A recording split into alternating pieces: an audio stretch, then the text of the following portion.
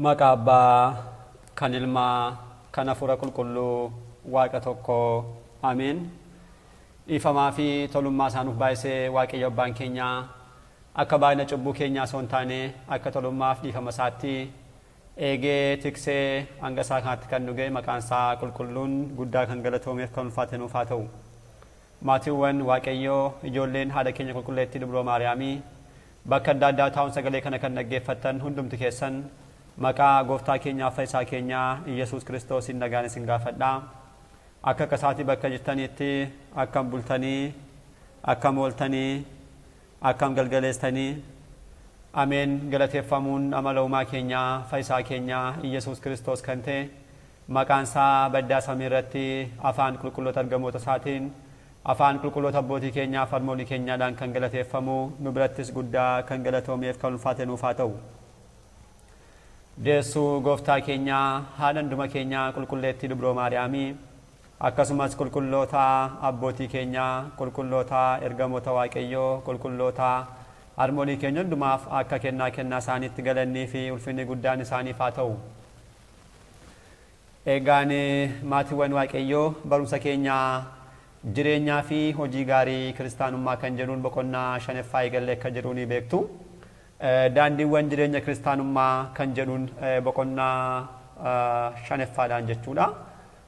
Kutaa darbee kutaa 7ffaa keessatti maal barannee turre hiriyyaa gaa'elaa filachuu kan jedhudha kan baranne akkuma yaadattan. Egaan kiristaanonni jireenya gaa'elaadhaaf yeroo seenanii jalqaba taasisuu kan qaban maalidha? Hiriyyaa gaa'elaa filachuudha jennee ilaalleerra. Hiriyyaa gaa'elaa filachuudhaaf filatamuu keessatti wantoonni beekuu qabnu egaan qabxiiwwan 7 tarreessuun keenya ni yaadatama. Isaan sun jalqaba kennamuu fi kanneen qabanidha. Dhimmi amantaa keessumattuu gooftaa keenyaa fayyisaa keenya Iyesuus Kiristoosiin kan caalu waan tokkoyyuu hin jiru. Kan barbaade yoo ta'e waa tokko taanaan waan tokko amantaa keenya kan caalu hin jiru. Kana yoomuu taanaan sirriitti beekuu qabna. Isarraa kan hafe dhimmi inni kaanii dhimma yeroo baay'ee foon keenya dukara kanneen wal qabataniif ofii keenya mataa keenyaatu kan beeknudha. Isaan kana dubbachuu beekuu kanneen qabnu kaasneerra. Baay'oon immoo akkasumattuu kanneen beeknus ni jiru. Wal beekuun kun dubbachuudhaaf baay'ees nu barbaachisu. Nam tokko har'uma dhufeennaan miti. Namoonni lamaanii filannoodhaa fi wal ga'anii kan wal kaadhimmatanii. Inni kun matuma keenyaa wanta beeknuudhaaf nuti maal gochuu kan qabnu isaan kana keessumattuu karaa kiristaanummaa kanneen raawwachuu qabnuudhaaf gooftaa keenya irraatii adda osoo hin bahin gaa'ela gooftaan keenya barbaadeef kan inni nuuf laate akkamitti raawwachuu akka dandeenyu kan ittiin beeknudha jechuudha. Egaan kana booda kiristaanonni lamaan hiriyyoonni lamaan gaa'elaaf wal kaadhimmatan kan ittaanu maalidha kan jedhu yeroo darbe akkuma kaasnee jireenya kaadhimmummaa jedhama jennee turre adda kan baane har'akaa akka fedhaaf iyya Waaqayyootti kan barannu isa kanadha jechuudha. Jireenya kaadhimmummaa dha kan barannu jireenya kanaan maal beekuu qabnaa akkamitti jiraachuu qabnaa kan jedhudha kuni. Wal kaadhimmachuu yeroo darbee barannee ilaallee turre wal kaadhimmachuu salphaadhumatti maal jechuudha?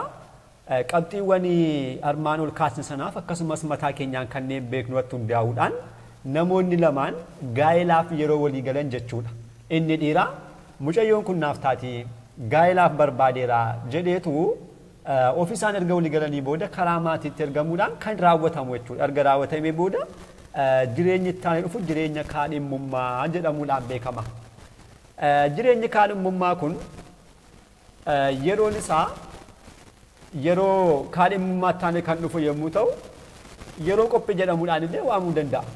Yeroo qophii mana ijaaruudhaaf jireenya haaraatti seenuudhaaf kiristaanonni jireenya dhuunfaa jiraachaa turan amma garuu qaamonni lamaa walitti dabalamanii qaama tokko ta'anii jireenya haaraa eegaluudhaaf waan jiraniidhaaf sanaaf qophaa'uu ce'uu salphachuu dandeenya. Gara tokkorraati jireenya qofummaarraa gara jireenya waliin qaamonni lama qaama tokko ta'anii waliin jiraachuutti wanta seenaaf yeroo ce'umsaallee jennee waamuu dandeenya jechuudha. Ganaafi jireenyi kun namoonni lamaan sirriitti akka wal hubachuu qabaniidhaaf maaliif gaa'ela keessa seenan jechuun karaa kiristaanummaa gaa'elli gara fuuldaatti kan barannu fakkeenya inni guddaan fakkeenya maalti fakkeenya Kiristoosii fakkeenya mana kiristaanaadha jaalala jechuudha jaalala Kiristoositti mana kiristaanaa jaallate waan ta'eef karaa kanaa waan tabsamuudhaaf qaamni lama qaama tokko kan ittiin ta'an waan ta'eef dudduuba deebi'uu kan hin qabnedha inni kun akka hin uumamneedhaaf jarreen kun kiristaanonni gaa'elaa fi wal kaadhimmatan maal gochuu qabu yeroo dheeraa qabachuudhaan jireenya kaadhimmummaa kana dabarsuu qabu jechuudha kanaaf yeroo dheeraa ni barbaachisa kun wanti tarii wanti jaalala obbolaawwan kana lamaanii adda baasuu danda'u yoo jiraate gara fuulduraatti jireenya isaaniidhaaf gufuu kan ta'u yoo jiraate yeroo ammaa kana sirriitti wal hubachuudhaan sirriitti wal qorachuudhaan erga wal hubatanii booda yeroo kanatti maal taasisuu danda'u daandii yookiin immoo walii galtee gaa'ela isaanii adda kutuu danda'u jechuudha kun karaa kiristaanummaa karaa sirna mana kiristaanaa keenyaa kan ajajamee fi kan eeyyamamedha jireenya kaadhimmummaa jechuun jireenya gaa'elaa jechuu miti kan lama adda baasuu qabna kaadhimmummaadhaaf gaa'elli maali gaa'elli fakkeenya Kiristoosii mana kiristaanaati fakkeenyi kaadhimmummaan garuu jireenyi kaadhimmummaa jireenya qophiiti qophii maali qophii gara jireenya taanu sanaadhaaf sanatti ce'uudhaaf kan taasisan jechuudha kanaaf jarreen lamaa waliif hin ta'an yoo ta'e wantoonni gara fuulduraatti jaalala isaanii adda kutuu danda'an gidduu isaaniitti kan argaman yoo ta'e maal taasisuu danda'u adda ba'uu danda'u jechuudha kun maalidha namoonni lamaan yeroo jalqaba wal qoratan wantoonni baay'een dhokatanii darbuu danda'u asirratti wanti guddaa hubachuu qabnu kutaattaa wanti kan barannu jechuudha namoonni wal qo'achuu qabu wal qo'achuu jechuun maalidha namni baay'ee saayinsii qotameen dhumnedha sana keessatti garuu namoonni lamaan yeroo wal baran wantoonni baay'een dhokatanii jiran ni jiru inni kun karaa kamittuu taanaan ifadha namarraati wanta kana eeguunis hin danda'amu nama gonka fitsumu nama gonka beeka guutuu kan ta'e tokko eeguun hin danda'amu garuu immoo wantoonni baay'een dhokatanii darban ni jiru kanaaf wantoonni sun deemsa keessa maal ta'u ifa ba'aa deemu jechuudha agartanii jireenya kaadhimmummaa keessatti guyyaan tokko wanta haaraa fidee dhufu guyyaan lammaffaa amala riyyaa kee kan biraa fidee dhufu ammas amala sana sitti ibsaa wanta deemuudhaaf amala sana keessatti dhuguma waliif ta'u yoo ta'e eeyyeen waliif hin taanaan garuu achitti adda kutuudhaan kan biraa barbaadu jechuudha maaliif gaa'ela mana kiristaanaaf fakkeenya Kiristoosiin fakkeeffamu hundeessanii booda waaqayyoon gaddisiisuurraa jaalala dhabuudhaan dudduuba ba'uurraa ammasitti kutuu wanta barbaachisuudhaaf jarreen kun asitti obboleessa koo anaafati waliif hin taanu obboleettii koo anaafati waliif hin taanu akkas jedhanii walitti himanii adda kutuu jechuudha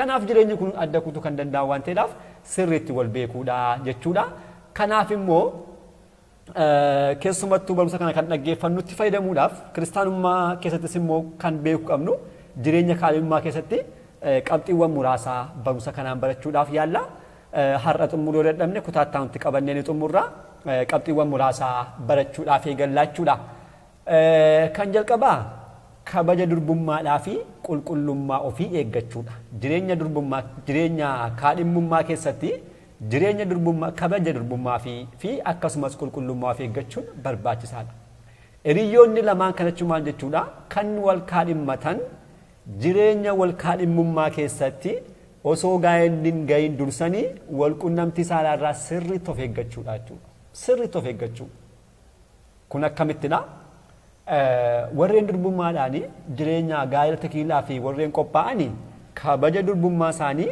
sirriitti eeggachuudhaan akkuma jireenya yeroo qofummaa jiraatan sana akkuma kanaatti jiraachuu qabu warreen immoo yeroo dargaggummaa isaanii sababa ta'e tokkoon dogongolanii yookiin immoo humnaan isaa ta'uu obbolaawwan baay'ee keessumattuu shamarran kanaaf saaxilamuudha osoo hin barbaadin kabaja isaanii kanneen dhaban jechuudha isaan akkasii kanaaf akkasumas immoo dhiironni osoo beekumsa hin qabaatiin waa'ee amantaa beekuu dhabuurraan kan ka'e qorumsa yeroo dargaggummaa ofirraa tasgabbeessuu dadhabuurraan kan ka'e barumsa tsoomii kadhannaadhaa fi sigdetii dhabuurraan kan ka'e baay'ooliin dargaggoonni maal ta'aniiru kabaja durbummaa isaanii dhiironnis shamarranis osoo gara kaadhimmummaatti hin dhufin kanneen dhaban baay'ooliin jiraachuu danda'u isaan kun maal taasisuu qabu guyyaa tokko dogongoluu danda'u kana booda garuu dogongolanii ani kana booda dogongolaa jedhanii yeroo hundumaa jireenya kaadhimmummaa doosaa ta'uusa booda wal qunnamtii saalaa akka barbaadan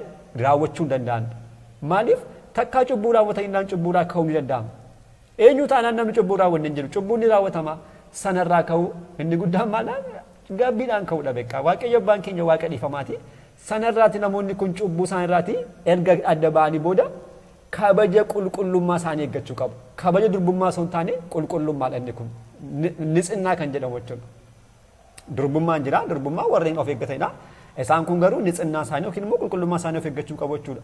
Takkaa kofee jedhanii akka barbaadan raawwachuu hin danda'an. Maaliif? Guyyaarraa akkuma eegnu akkoo takkaa uffata keenyatti dhoqqeen buuteetti jennee dhoqqee keessa hin gangalannu miti hin gangalannu. Innaa foon keenyaaf kabaja akkasii kan laannu lubbuu keenyaaf akkas ta'uu qaba jechuudha. Namoonni kun maal taasisuu qabu? Isa dursaniis gaabbiidhaan deebi'uu qabu. Kana boodas immoo of eeggachuu qabu. Erga jireenya wal kaadhimmachuu keessatti maal taasisuu qabu? Yeroo hundumaa kabaja qulqullummaa isaanii kana amma guyyaa qurbaanaan gaa'ela isaanii taasifatanii akka sirni mana kiristaanaa keenyaa gara fuuldaatti kan barannu ajajutti amma sun dura raawwatamutti maal taasisuu qabu?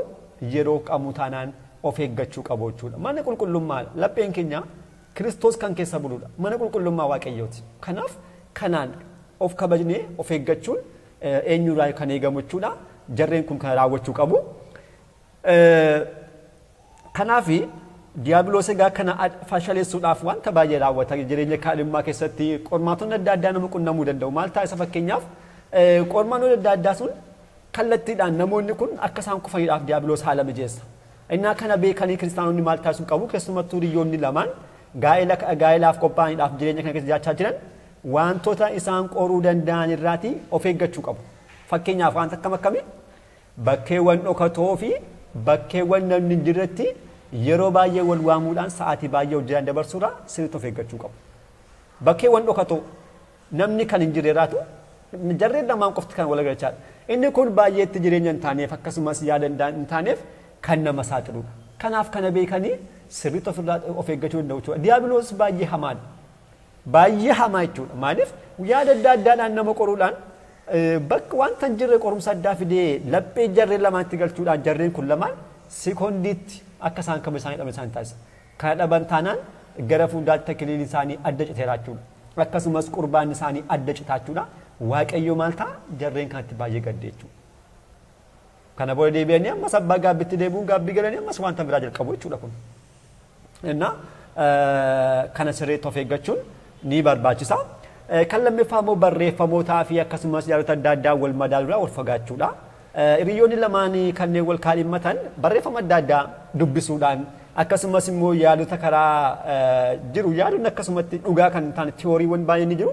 Isaan kana dubbisuudhaan ilaaluudhaan wal madaaluurraatii baay'ee fagaachuu qabu. Fagaachuu qabu. Namoonni baay'een barreeffama adda addaa barreessu fakkeenyaaf amala shamarran gaarii jechuudhaan amala shamarran gaarii qabxiiwwan 20-30 tarreessu. Kana booda mucaan kun kana dubbiseetu isheerraa gaafa amala kana dhabu intaan mucaan koo gaarii miti jechuudha adda ishee dhiisuu danda'a. Isheen shamarras immoo amala dhiirota gaarii kan jedhu qabxiiwwan tarreeffaman dubbisuudhaan mucaa ishee kanarraatii gaafa kana hundumaa dhabdu adda bahuu danda'u jechuudha. Jaalli isaan adda bahuu danda'a jechuudha. Kun soba kan ta'ee fi waan kan hin beekne namni kan waa'ee kana nama biraa beekuu naafuuti kan nama biraa beekuu naafuuti kan mataa isaan beeku namni. Ani waa'ee mataa koo hin beeku. Isin hundumtuu keenya akka mata. Waa'ee mataa waatu qulqulloonni abboonni keenya mataa keessan dhina malinaa achuun kan dubarsan kanaafidha. Mataa keenya kan keenya hin beeknu jechuudha. Dhiironni akkas barbaadu shamarran dhiirotarraa kana barbaadu jechuudhaan tarreessu callumanii waan tokko soba kan ta'e jechuudha. Kiristaanonni kana dubbisuurraa of eeggachuun sirriitti barbaachisaadha. Kan biraan immoo yaadonni baay'een ni jiru. Addunyaa keessa jiran duratti namoonni baay'een wanta baay'eetti amanu keessumattuu karaa amantaa kiristaanummaa amantaa keenya karaa baay'ee kanneen wal faallessan wantoonni baay'een kan akka astroloojii kan jedhamu kan urjii lakkaa'uudhaan jechuudha. Waa'ee nama tokko beeku mucayyoo na balbaluu ji'a kana keessa dhalatte amalli ishee kanadha. Mucaan kun ji'a kana keessa dhalate amalli isaa kanadha tarreessanii kan keenyaadha. Kun maalidhaa? Urjiiwwan kana fayyadamu tarii barumsaa dubbii amantaa kanneen baratan beekuu dandeessu. Dabartanii kitaabolee qulqullaa'oo irratti barumsa qo'annaa kanneen baratan beekuu dandeessu. warreen Giriikii durii maal taa'ee isaa turanii amma guyyaa irratti namoonni baay'een kan hittaman jechuudha. Ji'oota waggaa keessa jiran 12 bakka 12tti erguudhaan sana boodas ji'oota sanas immoo bakka 30tti erguudhaan guyyaa 30 kan tokko tokko ishees immoo ammas bakka 24tti erguudhaan sa'aatiitti adda babaasanii sekoondii daqiiqaatti adda baasuudhaan maal taasisu. Mucaan kun sa'aatii kanatti godhate guyyaa kana ji'a kana guyyaa kana torbee kana sa'aatii kanatti godhate amalli isaa kanadha. Mucayyoon kun sa'aatii kanatti kanatti amalli ishee kana jechuudhaan tarreessa laf kaaniif. Kana booda namoonni kun maal taasisu warreen kan tamanan kun ijoolleen wal lamaanii kiristaanonni walii kaadhimmatan guyyaa dhalannaa ishee gaafata. Ji'a kanatti guyyaa kanatti ittimti dhaqee ji'a sana keessa barbaada kan argata kana booda amalli ishee kan tarreeffame sana ta'a jechuudha. Innaa sana laaleetu adda ba'a jechuudha namni kun. Isheenis akkasuma taasisti tarii kan fayyadamtoo taate yaada kana kan fayyadamtoo taate mucaa kanaan yeroo isaan itti taate gaafattee maal jettee urjiin kee maalidha dhuudha urjii walii wal gaafatanii kana booda sana keessa seenu. Kun sobadha kan ta'edha waa tokko jireenya dhala namaa duukarra kan wal hin geenye sijjammal jalqabuma isaa gaafa eegallu waa'een jireenya namaa dursee kan murtaa'e waa tokko hin jiru namni akka barbaade kan ta'u matuma isaatiidha. Beeka urjiin kanaaf wanta sin jirtu urjii wanta biraafidha waaqayyo kan ishee malee kanaaf waa tokko nuumame gooftaan keenya dhala namaa bilisa taasisuudhaan uume yoo hojjenne sirriitti bakka barbaanne ga'uu dandeenya malee ati gaafa dhalattu kana taata jedhamte kan nuuf ta'e waa tokko hin jiru. Inni akka sirriitti amanuu qabna jechuudha.